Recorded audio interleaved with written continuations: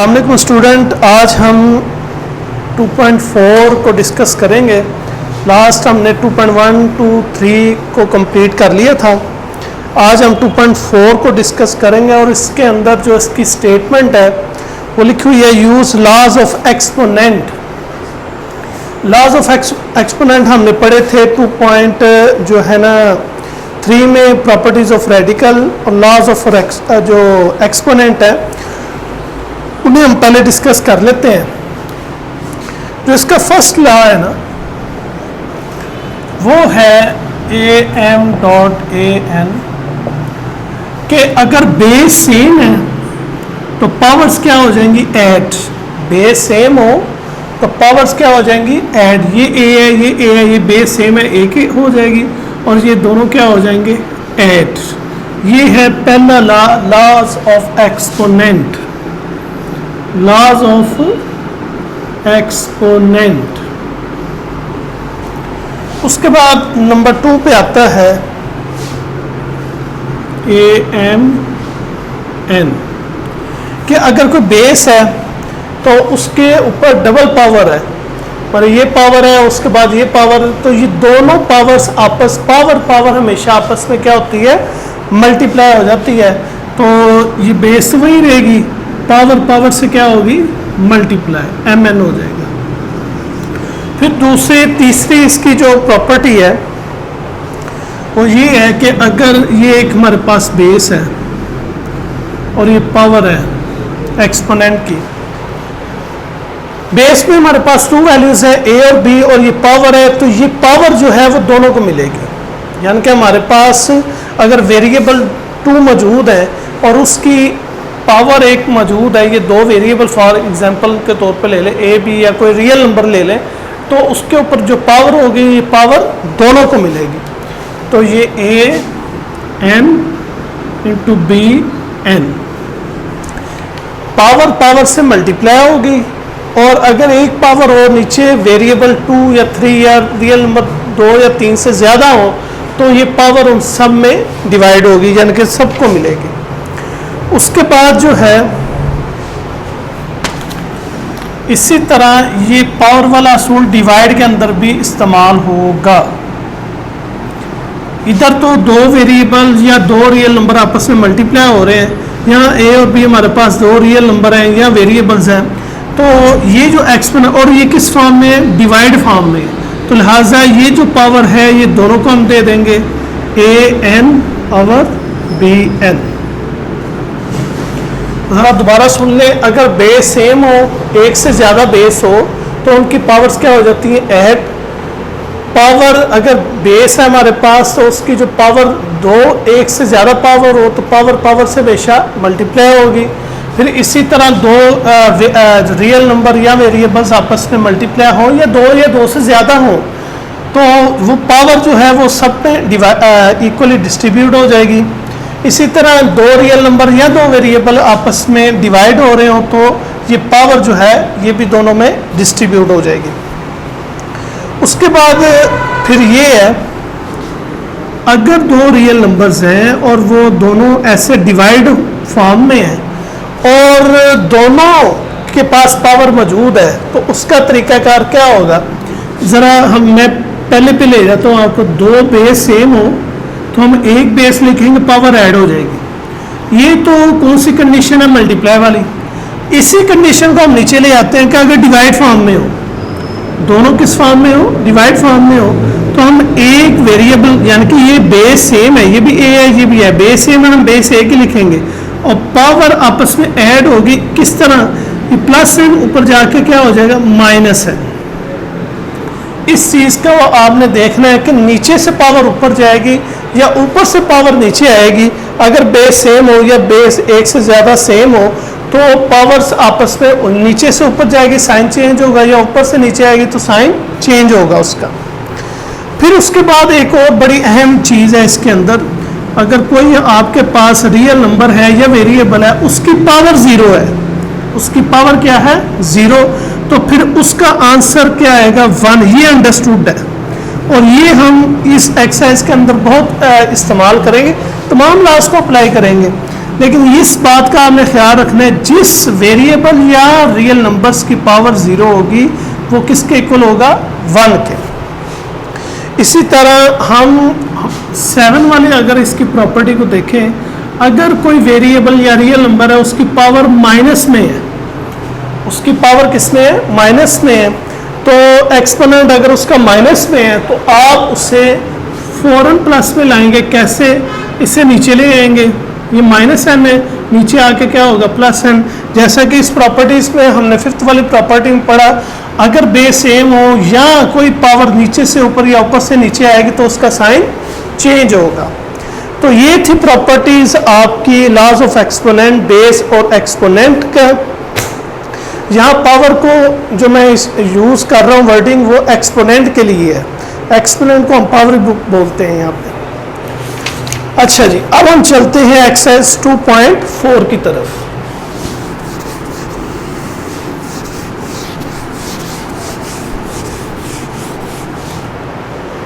तो इसका हम करते हैं क्वेश्चन नंबर 1, 243, इसका एक्सपोनेंट है -2/3, जबकि 32 ये बेस और इसका एक्सपोनेंट है -1/5। इसी तरह 196 इसकी पावर है -1 और यानी कि एक्सपोनेंट 1 है, उसके रूट फॉर्म है। सबसे पहले हम लॉज ऑफ एक्सपोनेंट को इस्तेमाल करने से पहले याद रखें कि जो आपकी एक्सपोनेंट है वो प्लस में होना चाहिए। एक्सपोनेंट किस में होना चाहिए, प्लस में। ये देखें, ये एक्सपोनेंट जो है ये माइनस में है, ये एक्सपोनेंट माइनस में है, ये भी जो है माइनस में है। हम क्या करते हैं, हम इन्हें प्लस करते हैं, लेकिन सबसे पहला स्टेप ये करेंगे जो हमने 2.3 के अंदर पढ़ा था। 2.3 के अंदर हमने रेडिकल की प्रॉपर्टीज पढ़ी थी कि स्क्वायर रूट के अंदर कोई पावर होगी तो उसे हम बाहर लिख सकते हैं। ये -1 है ना अंदर स्क्वायर रूट के, इसे हम ऐसे बाहर लिख सकते हैं। ये मैंने प्रॉपर्टीज यूज की है, रेडिकल प्रॉपर्टीज है, page properties of radical page 44 पर, और ये जो मेंशन है 4 वाली प्रॉपर्टी का मैंने यहाँ पर इस्तेमाल किया है जी। अच्छा जी, उसके बाद ये देखें एक्सपोनेंट माइनस में, ये भी माइनस में, ये भी। सबसे पहले आपने एक्सपोनेंट को किस में लाना है, प्लस में। ये -1 पावर ऊपर जाके क्या हो जाएगी, +1 पावर। ठीक हो गया। फिर इसी तरह ये माइनस, ये नीचे आके क्या हो जाएगा, प्लस। ये माइनस नीचे आके क्या होगा, प्लस। अब 196 अगर तो परफेक्ट स्क्वायर है तो आप इसका ले लें। 196 बेसिकली ये 14 का स्क्वायर है, और जो परफेक्ट स्क्वायर नहीं है जैसे कि 243। हाँ जी, तो स्टूडेंट आगे देखें, हमने पावर्स जो है ये रेडिकल की प्रॉपर्टी है, उसकी स्क्वायर रूट के अंदर अगर कोई पावर होगी तो वो उसे हम बाहर लिख सकते हैं। यहाँ पर मैंने प्रॉपर्टी यूज़ की है 2.3 की, और ये पेज नंबर पे है 2.3 पेज 44 पर। प्रॉपर्टीज ऑफ रेडिकल 4 वाली प्रॉपर्टी का मैंने यहाँ पर इस्तेमाल किया है। तो अब हम आगे इसे हम इसकी जो एक्सपोनेंट है उसे हम प्लस में ले आते हैं। ये माइनस ऊपर जाके क्या होगा, प्लस हो जाएगा। इसी तरह ये माइनस नीचे आके क्या हो जाएगा, प्लस। इसी तरह ये माइनस नीचे आके क्या हो जाएगा, प्लस। अब जी, जो तो परफेक्ट स्क्वायर है तो वो तो आप परफेक्ट स्क्वायर ले ले।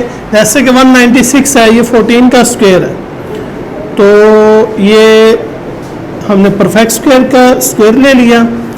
243 चूंकि परफेक्ट स्क्वायर नहीं है, हम 243 का क्या लेंगे, एलसीएम यहाँ साइड पे ले लेते हैं।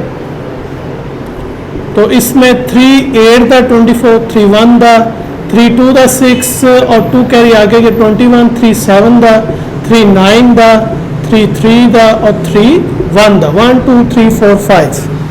3 जो है वो 5 टाइम्स है, 1 2 3 4 5, 2/3।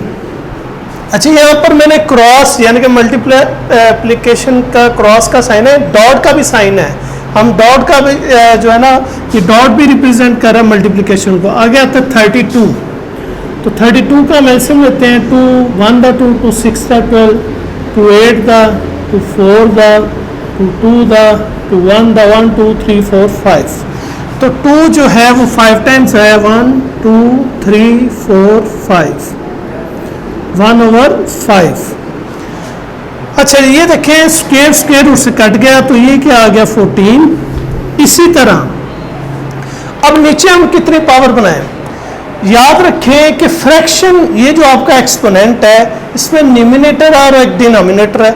जो डिनोमिनेटर की वैल्यू है, यहाँ पर डिनोमिनेटर में 3 है, तो हम इधर 3 पावर बनाएंगे।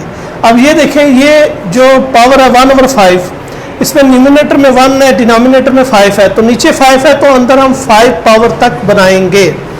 तो यहाँ पर हम कितनी पावर बनाएंगे? 3, क्योंकि इधर फ्रैक्शन के नीचे क्या है 3। ये देखो, ये भी 3, ये भी 3, ये भी 3, एक 3 लिखा, 1 2 3, इसकी पावर 3 आ गई। डॉट पीछे ये 2 वैल्यूज बच गई, ये भी 3 है, ये भी 3, एक 3 लिखेंगे तो 2, ये 3 में 2 ऐड करें 5 पावर पूरी हो गई। ये बेस सेम है, पावर्स को हमने ऐड किया अपनी फ्रैक्शन के हिसाब से, तो ये आ गया 2/3।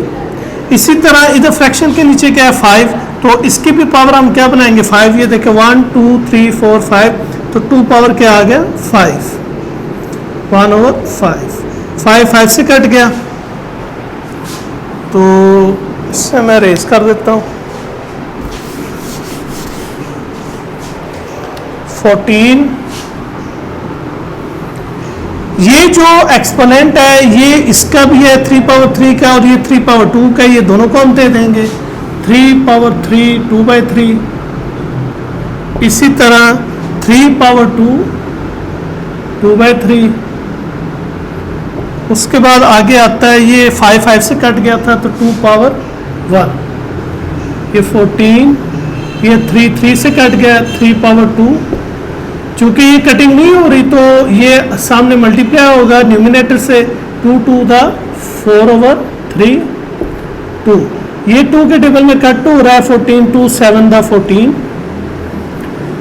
तो 3/2 का मतलब है कि 3 को हमने 2 टाइम्स आपस में मल्टीप्लाई करना है, तो 3 3 का क्या है 9, यहाँ 9 आ गया। अच्छा जी, अब यहाँ पर ये ज़रा बात सुन लें गौर से। अब हमारे पास ये जो एक्सपोनेंट है वो 4/3 है। 4/3 है, इसका मतलब है कि न्यूमिनेटर की पावर क्या है ज़्यादा और डिनोमिनेटर की वैल्यू कम है। जब भी ये सूरत हाल पूरी एक्सरसाइज में जहाँ पर भी आए उसका तरीकाकार है, आप इसे डिवाइड करें। 4 अंदर आ जाएगा, 3 बाहर, तो इसे हम डिवाइड करते हैं, तो 3 1 दा 3, तो 4 में से 3 माइनस करें 1। ये जो होता है इसे हम क्या बोलते हैं कोशेंट। ये हमारा क्या है रिमाइंडर, और ये हमारा क्या है डिवाइज़र। तो फार्मूला जो है इसके लिखने का वो ये है quotient plus remainder over divisor. तो कोशेंट क्या है 1, रिमाइंडर क्या है 1, और डिवाइज़र क्या है 3। ये सूरत हाल आपने कब करनी है? जब आपका एक्सपोनेंट फ्रैक्शन में हो, और फ्रैक्शन में इस तरह हो कि न्यूमिनेटर की वैल्यू ज़्यादा और डिनोमिनेटर की कम हो। तो 3, ये 4/3 है, 4/3 को अब हम इस फॉर्म में लिखेंगे 1 + 1/3, 7/9। ये जो 3 बेस है, ये दोनों, ये जो हमारे एक्सपोनेंट आया 1 और 1 + 1/3, ये बेस 1 की भी है, ये बेस जो है 1/3 की भी है। तो 3 को हम, ये जो बेस है 1 को भी दे देते हैं, और ये बेस हम 1/3 को भी दे देते हैं। देखिए, इसे अगर सम अप करेंगे तो वापस आएगा, ये बेस सेम है, हम एक बेस लिखते हैं और दोनों ऐड होकर वापस आ गए। तो ये आ गया जी 7, 9 3 दा 27, और ये हम रेडिकल फॉर्म में लिखेंगे, क्योंकि हमें नज़र आ रहा है रेडिकल फॉर्म में इसे हम लिख सकते हैं। वजह, फ्रैक्शन के ऊपर न्यूमिनेटर में 1 है, और रेडिकल फॉर्म में लिखने के लिए ये सिंपल सा असूल है कि न्यूमिनेटर 1 होना चाहिए, नीचे जो मर्जी पावर हो, 1 हो 2 हो 3 हो 4 हो 5 हो, लाख हो 1 लाख हो, जो भी हो। तो आपने क्या करना है, ये तो बेस आ गई ना 3, अब ये रेडिकल का साइन आ गया, ये डिनोमिनेटर में क्या है 3, तो यहाँ पे क्या आ जाएगा 3। अगर इधर 5 होता 5 आ जाना था, 6 है तो 6 आ जाना, 7 है तो 7 आ जाना था। मज़ीद इसकी सिंप्लीफिकेशन नहीं हो सकती, लिहाजा दैट इज़ अवर आंसर। अच्छा जी, नेक्स्ट हम इसका सेकंड पार्ट करते हैं।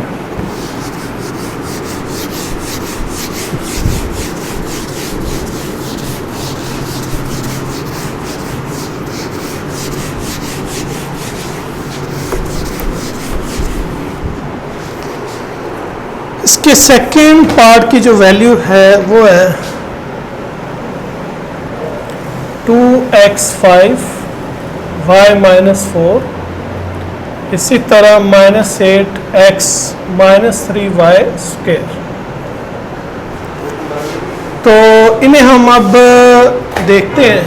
ये दो ब्रैकेट्स के दरमियान कोई प्लस माइनस का साइन नहीं, लिहाजा ये दोनों वैल्यू आपस में क्या हो रही है, मल्टीप्लाई। तो 2 8 द -16, ये भी x है ये भी x है, दो वेरिएबल्स हैं और सेम है, बेस सेम होगी तो पावर्स इसकी ऐड होंगी। ये x और ये x हम एक x लिखेंगे तो 5 -3। इस तरह ये y से मल्टीप्लाई हो रहा है तो बेस सेम हो जाएगी, एक लिखेंगे और पावर इसकी ऐड होगी -4 + 2। 5 में से 3 माइनस करें 2, 4 में से 2 माइनस करें -2। और हमने लॉज ऑफ एक्सपोनेंट जो शुरू में हमने पढ़े थे तो उसमें हमने ये पढ़ा था कि जो एक्सपोनेंट है वो माइनस में नहीं होना चाहिए, तो हम इसे प्लस में लेके आते हैं जी। ये y जब फ्रैक्शन के नीचे आएगा तो -2 वैल्यू नीचे आके क्या हो जाएगी, +2 वैल्यू। मजीद इसकी सिंपलीफिकेशन नहीं हो सकती, तो लिहाजा डेट इज़ योर आंसर। उसके बाद हम करते हैं इसका थर्ड वाला पार्ट। थर्ड वाले पार्ट की जो वैल्यू है वो है x -2 y -1 z -4, इसी तरह x 4 है, y -3 और z 0, होल पावर है इसकी -3। अच्छा जी, अब ये देखें, ये भी x है ये भी x है, हम एक x लिखेंगे क्योंकि बेस सेम है, एक x लिख लिया, पावर z होगी -2। अब ये +4 ऊपर जाके क्या होगा, -4। इस तरह ये y है ये y है, हम एक y लिख लेंगे, ये -1 तो -3 ऊपर जाके क्या होगा, +3। तो ये z हम लिख लेते हैं -4। ये तो हमने पढ़ा है लॉज ऑफ एक्सपोनेंट के अंदर कि जिसकी पावर 0 हो, जिसकी पावर 0 हो उसका आंसर क्या होता है, 1 -3। ये x minus minus plus sign minus का 4 में 2 ऐड करेंगे तो 6, फिर y प्लस माइनस माइनस 3 में से 1 माइनस करेंगे 2, फिर z -4, इसकी पावर क्या आ जाएगी, -3।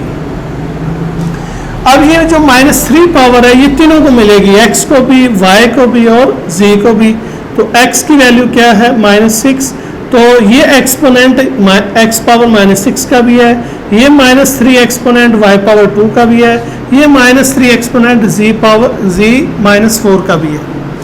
तो ये हम तीनों को इसके सर के ऊपर काम करना है। कई बच्चे इसे नीचे लेके आ रहे होते हैं, वो गलत है। बेस अलहदा नजर आए, एक्सपोनेंट अलहदा नजर आए, इसके ऊपर बेस के ऊपर नजर आए। फिर y ये 2 -3, फिर z -4 -3, ये आ गया माइनस माइनस प्लस 6 3 द 18, फिर y plus minus minus 2 3 the -6, minus minus plus 4 3 the 12। अच्छा जी, ये तो पावर होगी सेम हमारी, ठीक हो गया, सॉरी पॉजिटिव। लेकिन ये y की वैल्यू हमारी क्या है, जो एक्सपोनेंट है वो क्या है, माइनस में, तो हम इसे प्लस में लाएंगे। कैसे, ये x 18 z 12, ये माइनस नीचे आके क्या हो जाएगा, +6। मजीद इसकी सिंपलीफिकेशन कौन नहीं, तो लिहाजा डेट इज योर आंसर। तो स्टूडेंट अब हम करते हैं इसका 4 वाला पार्ट, क्वेश्चन नंबर 1 का 4 वाला पार्ट।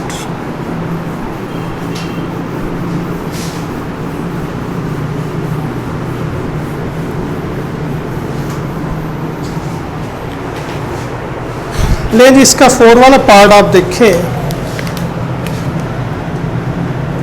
तो 81 power n 3 power 5 minus 3 power 4n minus 1 243 और ये आगे 9 इसकी 2n पावर है और इसी तरह 3 पावर 3 है। अच्छा जी, अब सिंप्लीफिकेशन पहले हम कर लेते हैं। हम 81 का एलसीएम ले लेंगे। तो 81 का एलसीएम यहाँ हम लेते हैं तो 3 के टेबल पे होगा 3 2 दा 6 तो 2 कैरी आगे गए 3 7 दा 27 21 फिर 3 9 दा 27 3 3 दा और 3 1 तो 3 है 4 टाइम्स 1 2 3 4 टाइम्स। पावर इसकी एक्सपोनेंट क्या है n। फिर 3 पावर 5 माइनस ये जो बेस है 3 ये 4n का भी है और ये 3 1 का भी है। तो लिहाजा ये हम लॉज ऑफ एक्सपोनेंट को इस्तेमाल करते हुए ये बेस हम 4n को भी दे देते हैं और ये बेस हम -1 को भी दे देते हैं। इसी तरह आगे 243 का एलसीएम ले लेते हैं तो 3 8 दा 24 3 1 दा 3 3 2 दा 6 3 7 दा 3 9 दा 3 3 दा और 3 1 दा 1 2 3 4 5 तो ये 5 टाइम्स आया है 1 2 3 4 5 अब 9 9 का अगर एलसीएम लें तो 3 3 दा 9 होता है 3 डॉट 3 तो इसकी एक्सपोनेंट क्या है 2n और 3 पावर 3। अच्छा जी, ये बेस सेम है जी सबकी, चूंकि बाहर कोई फ्रैक्शन तो मौजूद नहीं जिसकी मदद से हम देकर अंदर उतनी पावर बनाए तो लिहाजा ये बेस सेम है। बेस 1 लिखेंगे तो 1 2 3 4 इसकी 4 पावर आ गई n 3 power 5 minus 3 power 4n 3 power -1 तो ये देखिए ये भी बेस सेम है, ये ऐड हो जाएंगे इनकी पावर जो एक्सपोनेंट है पावर है 1 2 3 4 5 ये 3 पावर 5 आ गया। और ये बेस सेम है, पावर ऐड होगी 1 और 2 3 पावर 2 2n और 3 पावर 3 ये 3 ये 4n से पावर से मल्टीप्लाई होकर 4n आ गया 3 पावर 5 आ गया 3 पावर 4n तो ये भी 3 है ये भी 3 हम एक 3 लिख लेते हैं, बेस सेम है पावर्स ऐड हो जाएंगी। अब यहाँ पर अक्सर बच्चे पूछ लेते हैं ये पावर से मल्टीप्लाई हो गया 2 2 दा 4n और 3 पावर 3 के सर ये भी 3 है ये भी 3 तो ये भी 3 है तो आप एक 3 लिखकर 4n को भी साथ ऐड कर लें तो उसका आंसर ये है कि ये इसके साथ ये n कोई नंबर है कोई कांस्टेंट टर्म तो है नहीं, यानी कि कोई डिफरेंट वैल्यू है हमें नहीं पता क्या नंबर है तो हमने जो रियल नंबर है उन्हें ऐड किया, यानी कि 5 और 1 है इसके साथ n नहीं है लिहाजा इसे हमने बेस सेम करके पावर्स को ऐड किया ताकि आगे सिंप्लीफिकेशन में हमें आसानी रहे। तो यहाँ से अगर आप गौर से देखें तो 3 power 4n 3 power 5 3 power 4n ये 5 में से 1 माइनस करेंगे तो 3 पावर 4 आएगा और 3 पावर 4n और 3 पावर 3। अब हम आगे कर लेते हैं जी।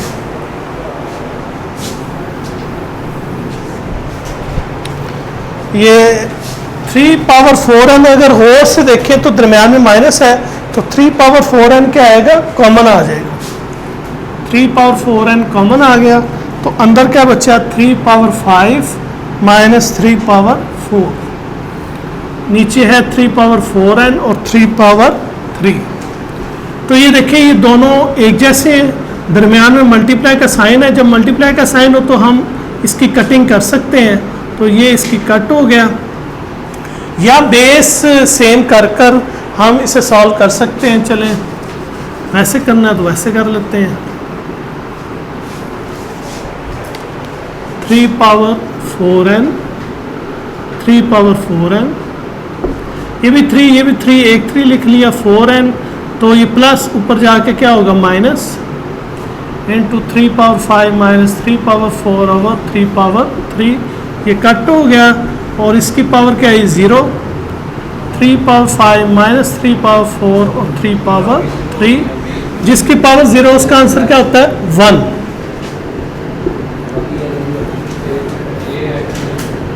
अगर गौर से देखें तो डिनोमिनेटर में 3 पावर 3 है, तो इसके अंदर भी तो 3 पावर 3 है ना, ये 5 है ना, 5 के पीछे जाए 4, 4 के पीछे जाए 3, तो 3 पावर 3 इसमें भी है, और ये इसके अंदर भी 3 पावर 3 मौजूद है। तो लिहाजा नीचे 3 पावर 3, इसके अंदर भी 3 पावर 3 है, और इसके अंदर भी 3 पावर 3 है, तो 3 पावर 3 क्या आ जाएगा कॉमन। तो अंदर क्या बच गया, 5 में से 3 माइनस करें 2, इसी तरह 4 में से 3 माइनस करें 1, और 3 पावर 3 ये कट हो गया।